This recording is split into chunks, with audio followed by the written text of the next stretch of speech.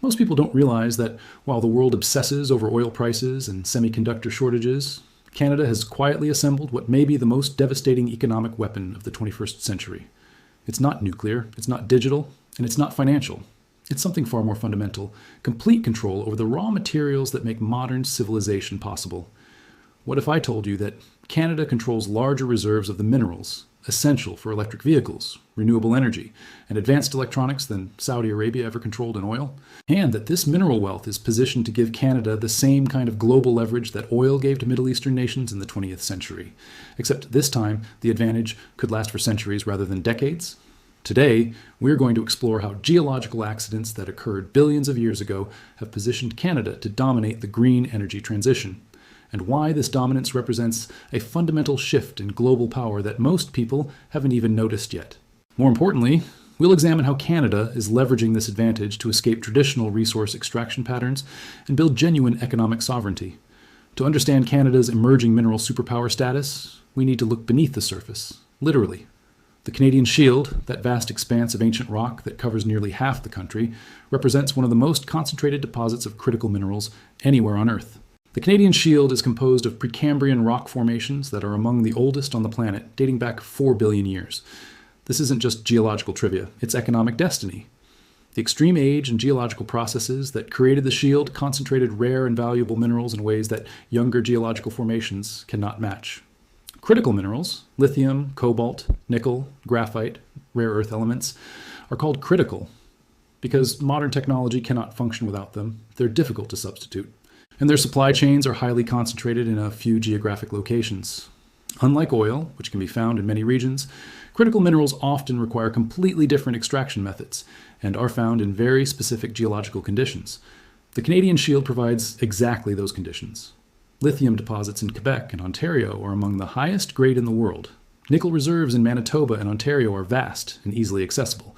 Cobalt deposits in Ontario could supply global demand for decades. Graphite reserves in Quebec are some of the purest natural graphite deposits known to exist. But raw reserves alone don't create economic weapons.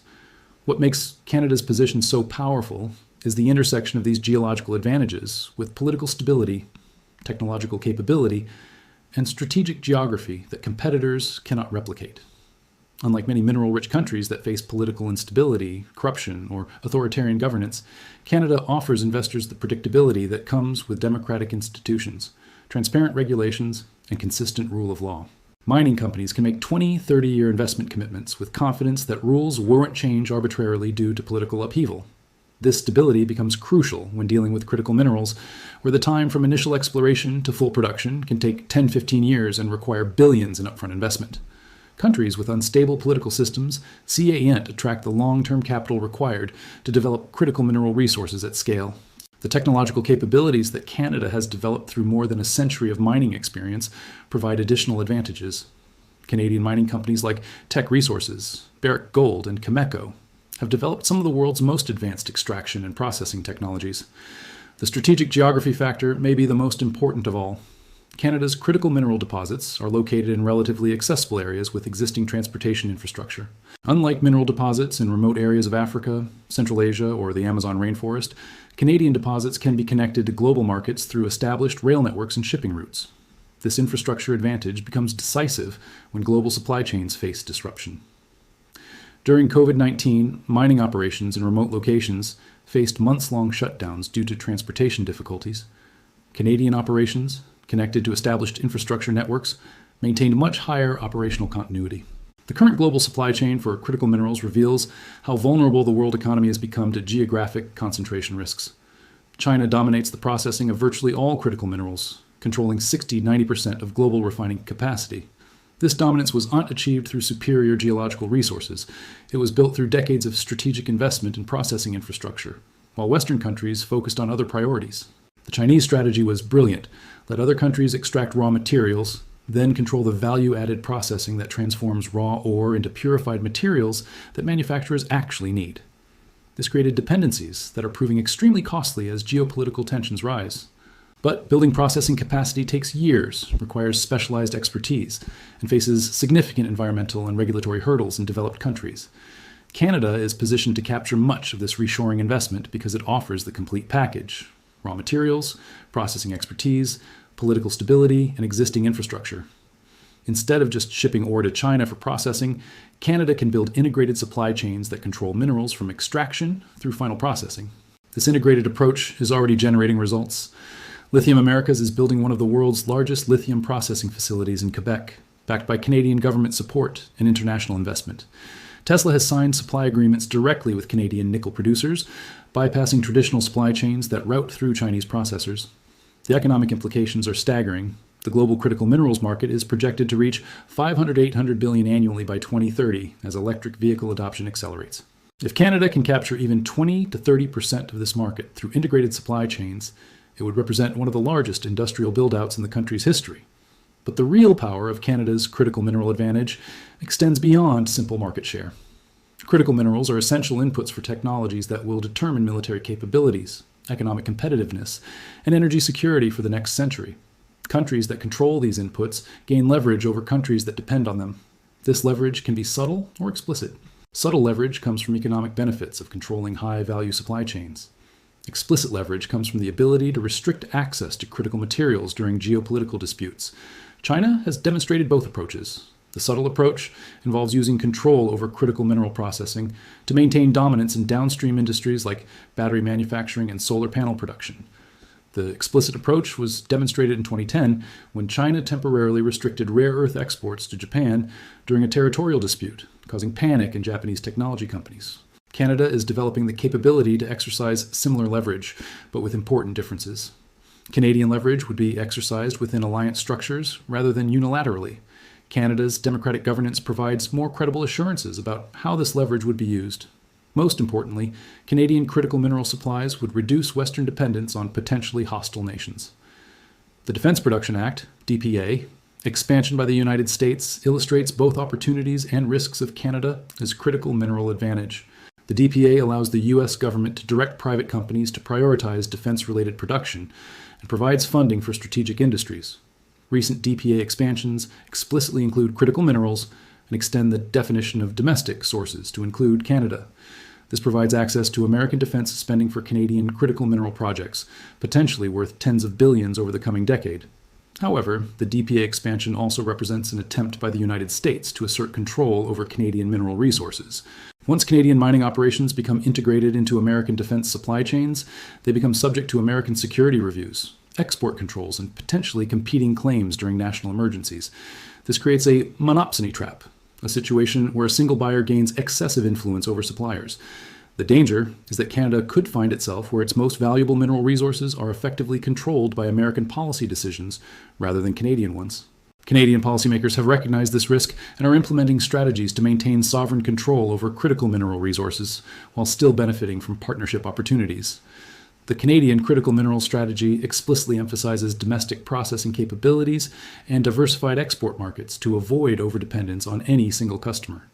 The strategy includes requirements for companies receiving government support to commit to processing a minimum percentage of extracted materials domestically.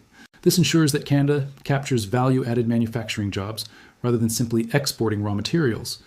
It also provides leverage in international negotiations by ensuring Canadian companies control multiple supply chain stages. Export diversification is equally important. While the United States represents the largest immediate market for Canadian critical minerals, the strategy emphasizes building relationships with European, Japanese, South Korean, and other allied nations to create multiple sources of demand. The European Union has been particularly receptive to Canadian critical mineral partnerships. The EU-Canada Strategic Partnership on Raw Materials, signed in 2021, provides a framework for long-term cooperation that reduces European dependence on Chinese processing while providing Canada with guaranteed markets for processed materials. Japan and South Korea, as major manufacturers of batteries, electronics, and electric vehicles, represent additional strategic partners for Canadian critical mineral exports.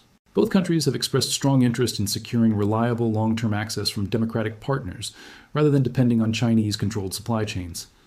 This multi-partner approach creates sort of strategic autonomy, the ability to maintain independence by avoiding excessive dependence on any single relationship. For Canada, strategic autonomy in critical minerals means serving multiple markets while maintaining sovereign control over resource development decisions.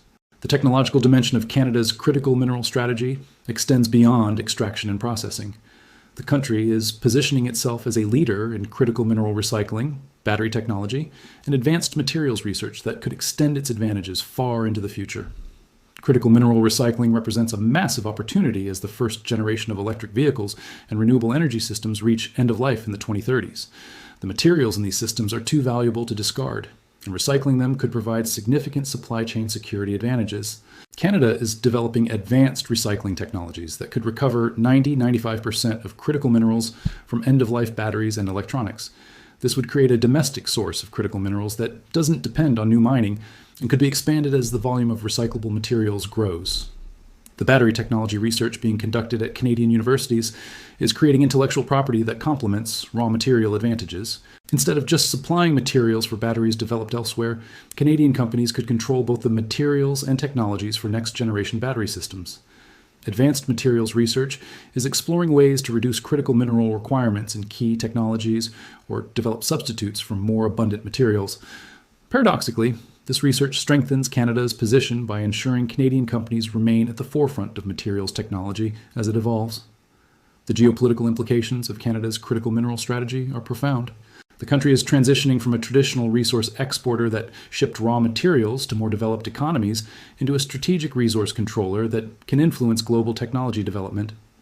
This transition is already affecting Canada's relationships with major powers. The United States increasingly views Canada as an essential partner in strategic competition with China, rather than just a friendly neighbor. European nations are pursuing deeper economic integration with Canada as an alternative to Chinese supply chains.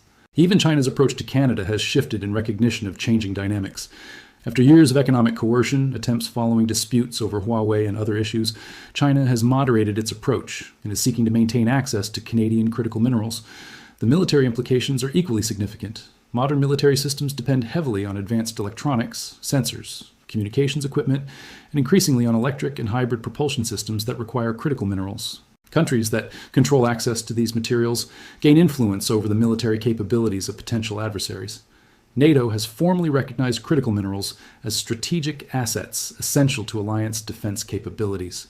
Canada's role as a secure, reliable supplier within the alliance structure provides it with influence over alliance defense planning that extends far beyond the country's military size. The environmental dimension of critical mineral development presents both opportunities and challenges for Canada. On one hand, critical minerals are essential for clean energy technologies that will reduce global carbon emissions. On the other hand, mining operations inevitably create environmental impacts that must be carefully managed. Canada's approach emphasizes environmental stewardship and indigenous partnership models that could set global standards for responsible critical mineral development. Many of the most significant deposits are located on or near indigenous territories, creating opportunities for economic partnerships that respect indigenous rights while developing strategic resources. The indigenous partnership model being developed in Canada could become a template for critical mineral development globally.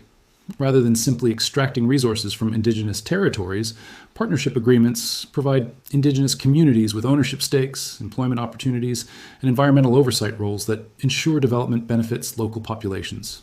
These partnerships also provide political stability advantages that international investors value highly. Critical mineral projects developed with genuine indigenous partnership are much less likely to face protests, legal challenges, or political opposition that could disrupt operations or delay project development. The climate change factor adds another dimension to Canada's critical mineral advantages. While rising global temperatures create challenges for some industries, they actually improve access to many Canadian mineral deposits that have historically been difficult to reach due to extreme cold and remote locations. Longer ice-free seasons extend the operational periods for northern mining operations. Improved transportation access, as permafrost conditions change, opens up previously inaccessible deposits. Climate-driven migration patterns could provide workforce for remote mining operations as other regions become less habitable. The economic multiplier effects of critical mineral development extend throughout the Canadian economy. Unlike traditional resource extraction that often creates isolated economic enclaves, critical mineral processing requires sophisticated supply chains that connect to urban manufacturing centers, research universities, and technology companies. The Canadian government estimates that full development of the country's critical mineral potential could create 200,000, 300,000 direct and indirect jobs over the next decade. These aren't just mining jobs. They include research and development positions, advanced manufacturing, engineering, and professional services that support integrated mineral supply chains. The regional development implications are particularly significant for northern and remote communities that have historically struggled with economic diversification. Critical mineral development provides opportunities for sustainable economic growth that builds on existing mining expertise while creating pathways to higher value activities. The fiscal implications for government budgets are equally impressive. Critical mineral development generates revenues through mining royalties, corporate taxes, employment taxes, and economic multiplier effects that create taxable economic activity throughout supply chains. Provincial governments in mineral-rich regions project that full development could increase government revenues by 15-25% over current levels. The innovation ecosystem developing around critical minerals is creating technological capabilities that extend far beyond mining itself. Advanced extraction technologies, processing innovations, recycling systems, and materials research are generating intellectual property and technical expertise that could be exported globally as other countries develop their own critical mineral capabilities. Canadian companies are already licensing mining technologies to operations in Australia, Chile, and other mining jurisdictions. As global demand for critical mineral expertise grows, Canadian technical services could become significant export industries in their own right. The timing of Canada's critical mineral development coincides perfectly with global supply chain restructuring driven by geopolitical tensions and sustainability concerns. Companies and governments around the world are actively seeking alternatives to Chinese-controlled supply chains, and Canada is positioned to capture much of this demand. The investment capital required for critical mineral development is enormous, potentially $200-400 billion over the next decade for full development of Canadian potential. However, the combination of government support, private investment, and international partnerships appears adequate to finance this build-out without creating unsustainable debt burdens. International development finance institutions, including the World Bank, Asian Development Bank, and various national development finance agencies, have identified critical mineral supply chain development as priority areas for investment. This provides access to low-cost capital for critical mineral projects that meet environmental and governance standards. The competitive response from other countries is intensifying as they recognize the strategic importance of critical mineral supply chains. Australia is investing heavily in critical mineral processing capabilities. The United States is providing massive subsidies for domestic critical mineral development. The European Union is funding critical mineral projects throughout Africa and Latin America. However, Canada's combination of geological advantages, political stability, technical expertise, and strategic geography provides competitive advantages that are difficult for other countries to replicate. The key is executing development strategies that capitalize on these advantages while avoiding the resource curse patterns that have affected other mineral-rich countries. The resource curse refers to the economic and political problems that often affect countries with abundant natural resources. These include overdependence on commodity exports, neglect of other economic sectors, corruption, and boom-bust cycles that create economic instability. Canada's critical mineral strategy explicitly addresses resource curse risks by emphasizing value-added processing, technological development, environmental stewardship, and economic diversification. Rather than simply extracting and exporting raw materials, the strategy aims to build integrated supply chains that capture maximum economic value domestically. The governance structures being developed for critical mineral development emphasize transparency, environmental accountability, and Indigenous partnership that reduce corruption risks and ensure that resource development benefits are broadly shared rather than concentrated among narrow elites. The long-term vision for Canada's critical mineral sector extends far beyond current market opportunities. The technologies enabled by critical minerals, electric vehicles, renewable energy, advanced electronics, energy storage, are still in early stages of global adoption. As these technologies mature and scale, demand for critical minerals could increase by factors of 5 to 10 times current levels. Canada's geological advantages, technical capabilities, and strategic partnerships position the country to benefit from this long-term growth while maintaining sovereign control over strategic resources. The critical mineral weapon that Canada is building today could provide economic and geopolitical advantages for generations. The transformation of Canada from a traditional resource exporter to a critical mineral superpower represents one of the most significant but underreported shifts in global economic geography. While attention focuses on trade wars, technology competition, and military tensions, the quiet assembly of critical mineral dominance could prove more decisive than any of these more visible conflicts. The country that controls the materials essential for 21st century technology will largely determine which nations prosper and which nations depend on others for their economic survival. Canada has won the geological lottery that could make it the most strategically important country of the green energy age. The question now is whether Canada will have the strategic vision and political will to transform geological advantages into lasting economic and geopolitical power, or whether it will repeat historical patterns of shipping raw materials to other countries that capture the real value through processing and manufacturing. The early signs suggest that Canada has learned from past mistakes and is building the integrated supply chains, technological capabilities, and strategic partnerships necessary to wield the most powerful economic weapon of the modern era. Have you noticed changes in mining activity or critical mineral development in your region? Share your observations in the comments. Your local perspective helps illustrate the scope of Canada's mineral transformation.